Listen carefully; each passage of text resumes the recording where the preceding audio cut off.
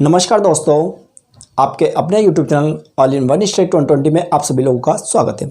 आज मैं आपको पढ़ाने वाला हूँ संस्कृत में मैं आज आपको बताने वाला हूँ सब्जेक्ट क्या होता है। जैसे हमने इंग्लिश में पढ़ा था सब्जेक्ट क्या होता है, वर्ब क्या होती है, हेल्पिंग वर्ब क्या होती है, या वर्ब क्या होती है, या हम कह सकते हैं कि जिस प्रकार हमने इंग्लिश में टेंस पढ़ा था, टेंस का ज्ञान हमने सीखा था, उसी प्रकार आज हम संस्कृत का ज्ञान सीखने वाले हैं। क्योंकि संस्कृत में भी कहीं ना कहीं हम जब ट्रांसलेशन करेंगे यानी वाक्य को हम जब संस्कृत में बनाएंगे तो हमें इन बातों का नॉलेज होना चाहिए। जैसे कि हमने इंग्लिश में पढ़ा था एक वचन कर्ता बहुवचन कर्ता, यानी जिसको पढ़ा था हमने सिंगुलर एंड प्लूरल। तो इसी प्रकार आप इसको संस्कृत में हम क्या कहते हैं, संस्कृत में सब्जेक्ट क्या होता है। सब्जेक्ट हिंदी में हमने बताया आपको कर्ता कहलाता है, लेकिन संस्कृत में हम सब्जेक्ट को पुरुष बोलते हैं। क्या बोलते हैं हम? पुरुष बोलते हैं। अब सबसे पहले डिसाइड करें पुरुष होता क्या है। तो मैं आपको बता दूं पुरुष क्या होता है कि जिसके बारे में हम बात कर रहे हैं या जिसके बारे में हम किसी को कह रहे हैं, किसी को बता रहे हैं, और जिसके बारे में यहाँ पर चर्चा होती है, यानी कहने का मतलब यह है संज्ञा और सर्वनाम को ही हम पुरुष कहते हैं। किसको कहते हैं हम? संज्ञा या सर्वनाम को ही हम पुरुष कहते हैं। तो मैं आपको यहाँ पर डिटेल करने वाला हूँ कि पुरुष क्या होता है, या एक वचन द्विवचन मतलब क्या होता है, सब टोटल बातें मैं आप इस वीडियो के माध्यम से जिक्र करने वाला हूँ। यदि आप ये सब बातें सीखना चाहते हैं तो मेरा वीडियो आप अंत तक जरूर देखिएगा। हो सकता है अभी तक आपने मेरा यूट्यूब चैनल सब्सक्राइब नहीं किया हो, तो सबसे पहले मेरा यूट्यूब चैनल सब्सक्राइब करें और साथ में बेल आइकन दबाएं। वैसे इसका थोड़ा सा नॉलेज मैं पहले बता चुका हूँ, जैसे मैंने बताया था मतलब इंग्लिश में हम कह सकते हैं कि टेंस का ज्ञान या टेंस का ज्ञान। तो इसी प्रकार टेंस में मैंने वहाँ पर बताया था कि संस्कृत में भी टेंस होते हैं, टेंस कितने प्रकार के होते हैं। तो वो वीडियो अगर आपने नहीं देखा है तो इसका डिस्क्रिप्शन आपको इस वीडियो के नीचे डिस्क्रिप्शन में मिल जाएगा, आप वहाँ जाकर उसको भी देख सकते हैं। तो चलिएगा आज मैं आपको समझाने वाला हूँ। तो सबसे पहले हम बात करते हैं पुरुष की। तो मैंने आपको पुरुष बता दिया। पुरुष क्या होता है? संज्ञा सर्वनाम को ही पुरुष कहते हैं, या हम जिसके बारे में बात कर रहे हैं और जिससे हम कह रहे हैं या जो कहने वाला होता है, इन सबको मिला के हम क्या कहते हैं? पुरुष कहते हैं। तो पुरुष मुख्यतः यहाँ पर 3 प्रकार के होते हैं। पुरुष कितने प्रकार के होते हैं? 3 प्रकार के। कौन कौन सा होता है? पहला होता है प्रथम पुरुष, दूसरा होता है मध्यम पुरुष, और तीसरा होता है उत्तम पुरुष। राइट। अब पुरुष होने के बाद में हमने देखा था कि जैसे कि हम पढ़ते हैं सिंगुलर एंड प्लूरल, यहाँ पर हम पढ़ेंगे तो 3 वचन होते हैं। क्या होते हैं हमारे पास? 3 वचन। तो क्या क्या होते हैं? एक होता है एक वचन, द्विवचन एंड बहुवचन। अब एक वचन क्या होता है? एक वचन का मतलब जिसमें किसी एक व्यक्ति के बारे में हम बात करेंगे, यानी कोई एक अकेला सिंगल व्यक्ति है तो वो एक वचन के अंतर्गत आएगा। और वहाँ पर यदि अगर 2 व्यक्ति हो जाते हैं तो द्विवचन के अंतर्गत आएगा। और जहाँ पर 2 से अधिक की बात हो जाएगी तो वो क्या आएगा? आपका बहुवचन में आ जाएगा। ठीक है। तो देखिएगा सबसे पहले हम पढ़ते हैं प्रथम पुरुष। अब प्रथम पुरुष आप कैसे याद रखेंगे, कैसे करेंगे? तो देखिएगा मैं आपको बताऊं कि जैसे 3 व्यक्ति है। कौन व्यक्ति है? 3। जैसे मान लो मैं हूँ, मैं आपको पढ़ा रहा हूँ और हो सकता है आपके बगल में कोई व्यक्ति बैठा है या वो भी सुन रहा है। तो अगर मैं आपको पढ़ा रहा हूँ तो मैं तो मेरा स्वयं हूँ, तो मैं कहलाऊँगा उत्तम पुरुष। क्या कहलाऊँगा? उत्तम पुरुष। और तुम मुझे देख रहे हो, यानी तुम मेरा वीडियो देख रहे हो, या तुम मुझे देख रहे हो, या तुम मुझे सुन रहे हो। ठीक है। तो तुम क्या कहलाओगे? मध्यम पुरुष। और तुम्हारे जस्ट बगल में अगर कोई भी बैठ के सुन रहा है तो वो क्या कहलाएगा? आपका प्रथम पुरुष कहलाएगा। ठीक। तो इस टाइप से आप आराम से समझ सकते हैं, या इसका और डिटेल में आपको यहाँ पर समझा रहा हूँ। तो देखिएगा सबसे पहले पढ़ते हैं प्रथम पुरुष। तो प्रथम पुरुष में इंग्लिश में क्या आता है? आप इंग्लिश के थ्रू याद रख ले। कैसे याद रख ले? तो प्रथम पुरुष में आता है ही, शी, इट, नेम, जिसको हम कहते हैं सिंगुलर। क्या कहते हैं हम? सिंगुलर बोलते हैं। तो देखिएगा ही, शी, इट, नेम, ये सब आता है प्रथम पुरुष। अब क्या होता है? देखिएगा ही मीन्स होता है संस्कृत में हम बोलते हैं सहा।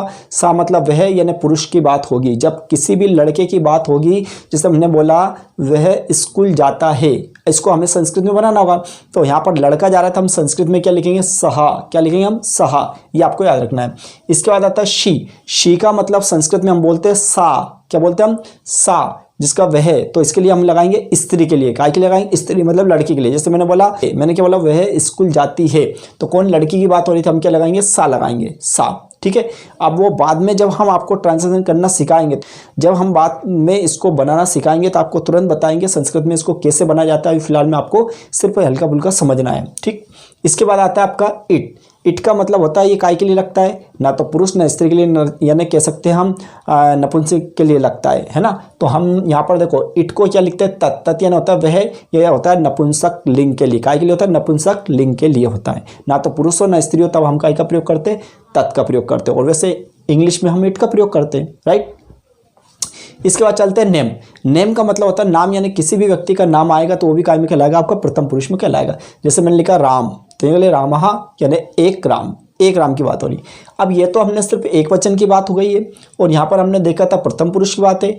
अगर मान लो इसको हमने लिखा वह स्कूल जाता है, ये एक वचन में। अगर मान लो दो लड़के जाएंगे तो हम उसको क्या लिख देंगे, तो मतलब होता है वे दोनों, यानी साहा का द्विवचन क्या होता है, तव होता है। क्या होता है, सा का द्विवचन क्या होता है, तव। ठीक, तो देखिए हमने एक वचन में सहा पढ़ा है, सा का मतलब वह यानी पुरुष के लिए होता है। और हम जब दो लड़के की बात करेंगे, दो व्यक्ति की बात करेंगे, तो सा का ये होगा तव। सा का क्या लिखेंगे यहाँ, तव लिखेंगे, तव, तो वे दोनों हो जाएगा। और इसका बहुवचन हम क्या लिखेंगे, ते मतलब हो जाएगा वे सब। तो आपको ध्यान रखना है, सा का मतलब सा एक वचन के लिए सहा, द्विवचन के लिए तव, और बहुवचन के लिए लिखेंगे ते। इसी प्रकार देखिएगा ये जो सा आता है, यानी एक वचन के लिए हम सा स्त्री के लिए लगाते हैं, उसी प्रकार द्विवचन के लिए ते और बहुवचन के लिए तहा क्या लगाएंगे, तहा, तो वे सब हो जाएंगे। इसी प्रकार देखिए तत् वे या नपुंसक लिंग के लिए लगाएंगे, यानी एक वचन के लिए, द्विवचन के लिए इसको क्या लिखेंगे ते, और बहुवचन के लिए क्या लिखेंगे तानी। मतलब इसको ऐसे याद कर, तत् ते तानी। मतलब याद करने का तरीका भी इसी करना है, जैसे सहा तऊ ते, ऐसे याद करना है, सहा तऊ ते। इसका मतलब सा ते तानी, तहा क्या बोलेंगे इसको, सा ते तहा। फिर इसके बाद बोलेंगे तत् ते तानी, ऐसे याद करना है। फिर इसके बाद देखिएगा रामः रामौ रामः, क्या बोलेंगे, रामः रामौ रामः। तो इस टाइप से हम बोल लेंगे। तो ये जगह आपका एक वचन के लिए, द्विवचन के लिए, एंड ये बहुवचन के लिए। आगे चलते हैं, अगला आता है आपका मध्यम पुरुष। अब मध्यम पुरुष में क्या होता है देखिएगा, मध्यम पुरुष में आता है यू मीन्स होता है तुम। ये काय में आएगा, आपका मध्यम पुरुष में आएगा। तो इसको संस्कृत में हम क्या लिखते हैं, त्वयं। तुमको संस्कृत में क्या लिखते हैं, त्वयं। तुम या तू बात एक ही है, जैसे तू पढ़ता है, इस टाइप से आएगा संस्कृत में। तो ये आपका लोट लकार के अंतर्गत आएगा। तो जब हम लकार बताएंगे तब आपको स्पष्ट कर देंगे। तो तुम यानी त्वयं लिखेंगे, त्वयं यानी तुम या तुम। अब इसको द्विवचन में लिखना है, जैसे तुम जाते हो तो एक वचन, लेकिन तुम दो जाते हो तो क्या लिखेंगे, युवाम। क्या लिखेंगे, युवाम मतलब तुम दोनों। और तुम सब जाते हो तो क्या लिखेंगे, यूयम यानी तुम सब, इसके लिए लिखेंगे। नेक्स्ट आता है हमारा उत्तम पुरुष। अब उत्तम पुरुष यानी क्या होता है, आई यानी मैं, स्वयं के लिए रखता है। तो इसको संस्कृत में हम क्या लिखते हैं, अहम। क्या लिखेंगे, अहम यानी मैं। और इसको द्विवचन, जैसे कि मैं पढ़ाता हूँ, तो ये एक वचन की बात। लेकिन अगर मैं बोलता हूँ हम दो पढ़ाते हैं, आप कोई दो पढ़ा रहे हैं आपको, तो क्या लिखेंगे, आवाम। आवाम हाँ यानी हम दोनों। और हम सब पढ़ाते हैं तो बहुवचन हो जाएगा, तो क्या लिखेंगे, वयम यानी हम सब। तो इस टाइप से आपको प्रथम पुरुष, मध्यम पुरुष एंड उत्तम पुरुष, तीनों पुरुष मैंने अच्छे से समझाया है। और यहाँ पर एक वचन, द्विवचन एंड बहुवचन, इसको भी बहुत अच्छे से समझाया।